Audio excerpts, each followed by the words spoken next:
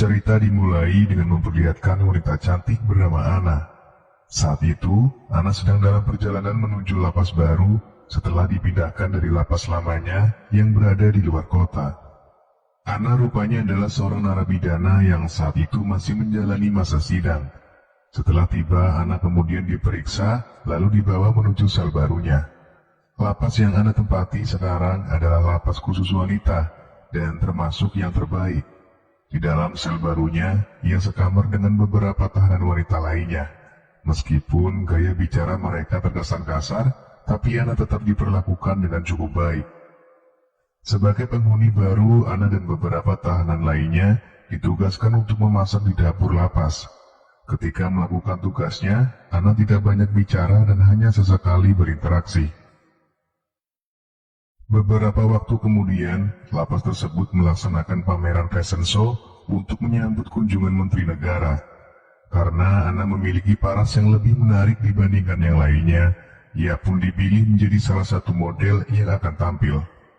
Saat tiba gilirannya, Ana berjalan dengan sangat anggun di depan penonton. Ia terlihat begitu sangat cantik.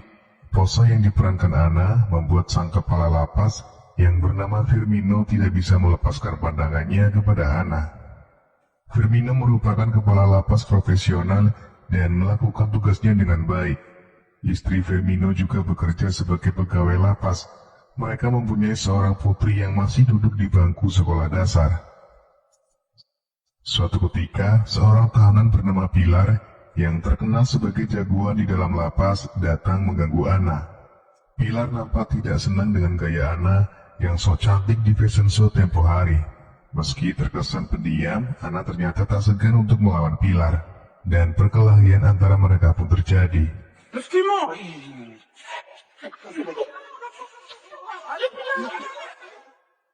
Kemudian setelah kejadian itu, Ana dipanggil menghadap kepala lapas.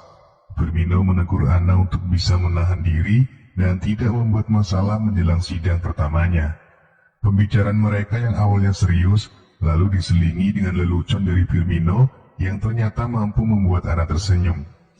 Perlahan tapi pasti, Ana mulai menemukan sosok yang bisa membuatnya nyaman selama ia berada di lapas. Singkat cerita, persidangan pertama Ana akhirnya digelar, akan tetapi persidangan itu tidak berjalan sesuai dengan harapan, di mana ia justru mendapat tuntutan masa hukuman yang lebih lama. Akibatnya, Ana pun merasa sedikit depresi dan memutuskan menulis surat berisi curhatan hatinya kepada Firmino. Firmino rupanya merasa simpati kepada Ana, dan ia mulai memberikan perhatian lebih kepadanya. Untuk menghiburnya, Ana dialih tugaskan dari dapur dan diangkat menjadi staf logistik lapas di bawah pengawasan langsung dari Firmino. Karena perhatian yang tak biasa itu, akhirnya menumbuhkan benih-benih cinta di hati Ana.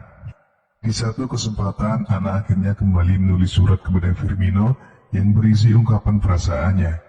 Firmino yang membaca surat itu tidak menyangka bahwa Ana ternyata menyimpan perasaan kepadanya.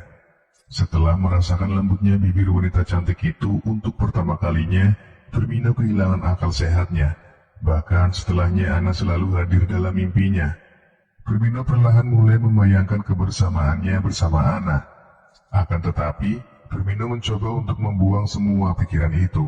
Ia tahu bahwa Ana akan membawa masalah besar pada pekerjaan dan rumah tangganya. Lalu, Firmino berencana memulangkan Ana ke lapas lamanya. Namun semua berubah setelah ia melihat Ana menjadi model lukisan dengan tanpa ada kain yang menempel di tubuh Ana. Firmino pun menjadi bimbang, hingga akhirnya ia memutuskan untuk menerima cinta Ana. Dengan perintahnya ia meminta Ana untuk ke ruangan logistik, dan disinilah mereka berdua bercocok tanam. Sejak saat itu, mereka hampir tidak pernah absen untuk melakukan cocok tanam. Mereka juga sering berkirim pesan mesra, hingga membuat istri Firmino mulai curiga. Sementara itu, berita tentang cocok tanamnya di dalam lapas mulai dibicarakan. Bahkan seorang tahanan yang belakangan diketahui adalah Pilar, mengirim surat kepada otoritas Kementerian Hukum tentang hubungan gelap yang dijalani sang kepala lapas dengan seorang tahanan. Saat diinterogasi pihak terkait, Firmino menyangkal semua rumor tersebut.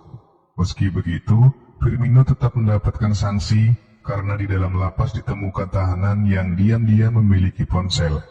Sementara itu keamanan lapas semakin diperketat dan para tahanan dilarang bertemu dengan orang luar.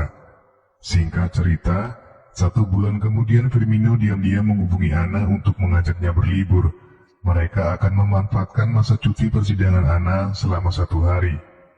Saat tiba waktu yang dijanjikan, keduanya bertemu di luar lapas dan langsung menuju hotel. Di sana mereka melepas rindu setelah 1 bulan tidak bertemu. Dengan penuh semangat, permainan kuda lumping pun mereka mainkan. Sebelum mengantar Ana kembali ke lapas, Firmino memberinya SIM card baru agar komunikasi mereka tetap terjaga. Selepas pertemuannya dengan Ana, Firmino pulang ke rumah menemui keluarganya. Ia pun disambut oleh istrinya yang ternyata sudah mengetahui hubungannya dengan Ana. Meskipun awalnya menyangkal, namun ia akhirnya mengakui perbuatannya.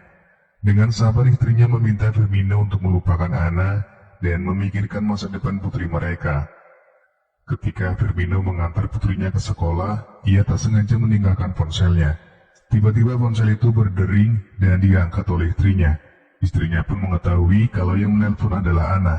Ia lalu memperingatkan Ana untuk segera menjauhi suaminya. Ana pun hanya bisa diam. Ternyata saat ini ia sedang mengandung anak dari Firmino. Ana sendiri tidak mau menuntut pertanggungjawaban Firmino karena takut akan merusak rumah tangganya. Jauh dari hati kecilnya, Ana hanya menginginkan Firmino ada di sampingnya. Sementara itu, pihak otoritas Kementerian Hukum meminta polisi untuk menahan Firmino. Ia ditangkap atas tuduhan penyalahgunaan wewenang karena telah memberikan SIM card pada tahanan. Hubungan bersama Ana juga sudah diketahui oleh polisi, kemudian dianggap bisa membahayakan keamanan lapas. Meski begitu, Firmino tidak ditahan dan hanya menjalani masa percobaan sambil menunggu persidangan. Hal itu rupanya tidak membuat Firmino berhenti. Ia masih terus mencoba menemui Ana pada masa cuti persidangannya. Akan tetapi, kali ini Ana enggan berbicara dengan Firmino dan justru pergi bersama seorang pria. Ana kemudian diantar oleh pria tersebut ke rumah sakit untuk menghilangkan kandungannya. Singkat cerita, setelah setahun kemudian, Firmino dan Ana kembali bertemu di persidangan dalam kasus mereka. Film pun ditutup dengan mereka yang saling tatap dan saling memberikan senyuman.